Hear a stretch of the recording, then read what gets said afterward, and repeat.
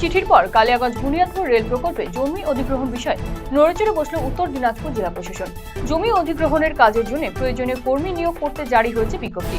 গত 21শে এপ্রিল প্রকাশ করা ওই বিজ্ঞপ্তিতে বলা হয়েছে, কালিয়াগঞ্জ বুনিয়াদপুর রেল প্রকল্পে জমি অধিগ্রহণের কাজের জন্য সার্ভেয়ার সহ বিভিন্ন পদে কর্মী নিয়োগ করা হবে, যদিও কর্মী নিয়োগের বিষয়টি পুরোপুরি চুক্তিভিত্তিক।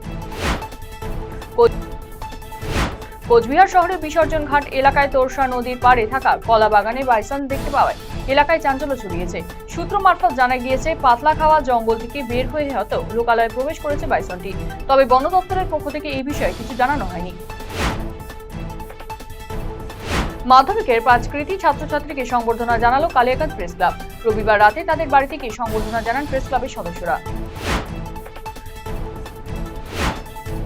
গাজলে পথবাতি মেরামত করা নিয়ে গ্রাম পঞ্চায়েত এবং পঞ্চায়েত সমিতির মধ্যে তরজা।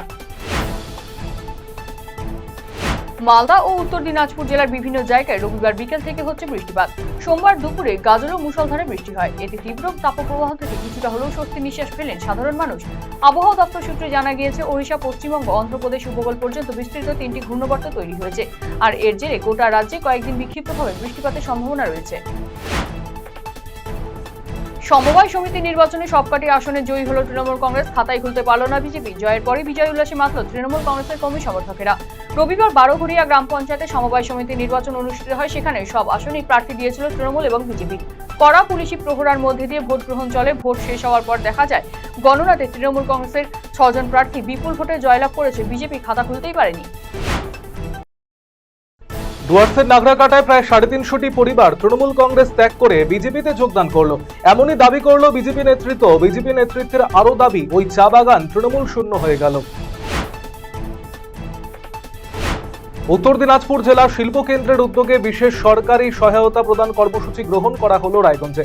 সোমবার রায়গঞ্জে অবস্থিত জেলা শিল্প কেন্দ্রের ভবনে ইটাহারের Durlapur Sripur wooden furniture and woodcraft cluster industrial cooperative society লিমিটেডের 37 জন কাঠমিস্ত্রির হাতে অত্যাধুনিক যন্ত্রপাতি প্রদান করা হলো।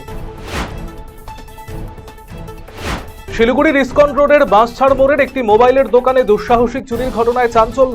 সোমবার সকালে দোকানের মালিক স্থানীয় বাপ্পা বিশ্বাসের দোকান খুলতেই এই চুরির ঘটনা লক্ষ্য করেন।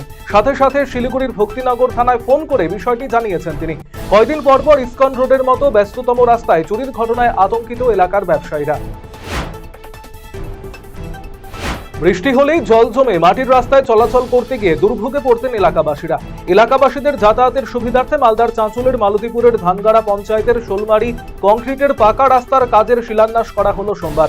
বিধায়ক আব্দুর রহিম বক্সী, জেলা পরিষদের সদস্যা শিউলি বেগম সহ অন্যান্যরা উপস্থিত ছিলেন এদিনের কর্মসূচিতে। জেলা পরিষদের 19 লক্ষ টাকা ব্যয়ে কংক্রিটের পাকা রাস্তা নির্মাণ করা হবে। দাবি পূরণে খুশি এলাকাবাসীরা।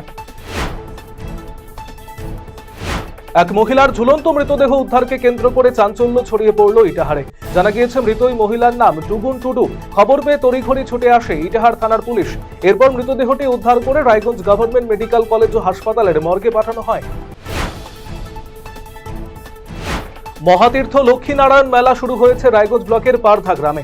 প্রতি বছরের মতো এবছরও ইটাহার সংলগ্ন রায়গঞ্জ থানার পারধা গ্রামে পারধা সার্বজনীন পুজো কমিটির উদ্যোগে পারধা গ্রামের মন্দিরে লক্ষ্মীনারায়ণ পুজোর আয়োজনে মন্দির লাগোয়া ফুটবল মাঠে কয়েকদিনের বিশাল মেলার আয়োজনে রকমারি দোকানপাট, নাগরদোলা সহ নানান বিনোদনের আয়োজন করা হয়েছে। নিত্যদিন দূর দূরান্ত থেকে বহু মানুষের সমাগম ঘটেছে মেলা প্রাঙ্গণে। দক্ষিণ দিনাজপুরে পাকিস্তানি নাগরিকদের চিহ্নিতকরণ এবং দেশে ফেরত পাঠানোর দাবিতে আন্দোলনে সামিল হলো বিজেপি। সোমবার রাজ্যের বিভিন্ন জেলার পাশাপাশি দক্ষিণ দিনাজপুরের বালুরঘাটে জেলা প্রশাসনিক ভবনের সামনে ধর্ণা কর্মসূচিতে অংশ নেন দলের নেতাকর্মীরা। এই ঘটনায় জেলা শাসকের দপ্তরের সামনে প্রচুর পুলিশ মোতায়েন করা হয়। উপস্থিত ছিলেন দলের জেলা সভাপতি স্বরূপ চৌধুরী সহ অন্যান্য নেতৃত্ব। সোমবার রাজ্য জুড়ে আন্দোলনে সামিল হলো বিজেপি। একই ছবি উত্তর দিনাজপুর জেলার রায়গঞ্জে। অবিলম্বে পাকিস্তানিদের এ রাজ্য থেকে চিহ্নিত করে দেশে পাঠানোর ব্যবস্থা করার দাবিতে সোমবার রায়গঞ্জে জেলা শাসকের দপ্তরের সামনে বিক্ষোভ দেখালেন বিজেপি নেতৃত্ব।